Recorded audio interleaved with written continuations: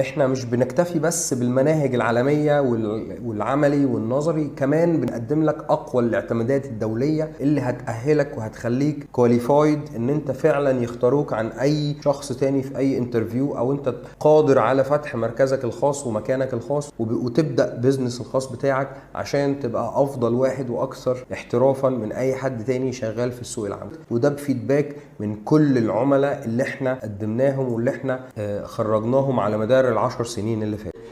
اسمي أميرة إبراهيم. أنا خريجة كلية العلوم.